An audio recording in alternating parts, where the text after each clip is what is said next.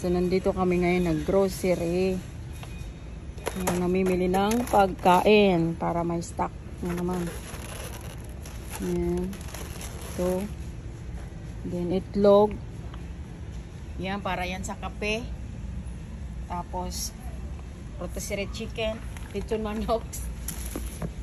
Huwag na lang tayo magsabing rotisserie chicken kasi baka sabayin nila, ang arte mo naman. Nag-rotisserie chicken ka pa, lechon manok yan. Yan. Tapos, yan. Kaya mag-vlog. Para magkapini ba? Para kumita naman tayo. Kahit sa ano lang. Kahit sintabo, pwede na pang kape.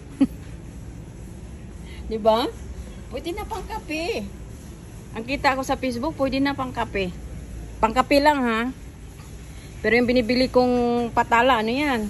Sarili kong pera yan. Di yan kita yan sa Facebook dahil wala namang kong kita sa Facebook eh. Pang kape nga lang eh.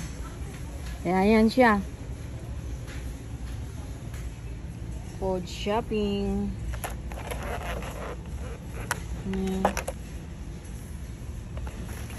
Kailangan pang maramihan palagi para lagi may pagkain. Ito pang kape to, masarap to eh. Mamaya magtimpla ko kape. Sarap yan pang timpla ng kape. Ito pa.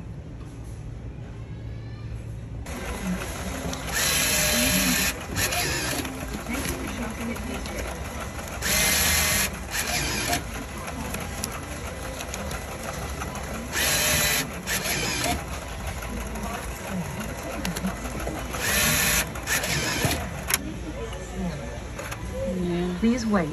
System processing.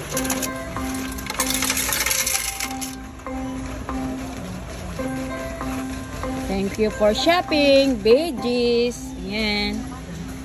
Please. Yan, daming ano. Please remember to take your receipt. Thank you for shopping at BJ. Please remove all scanned items. Shopping din. Ilagay mo na yun dito.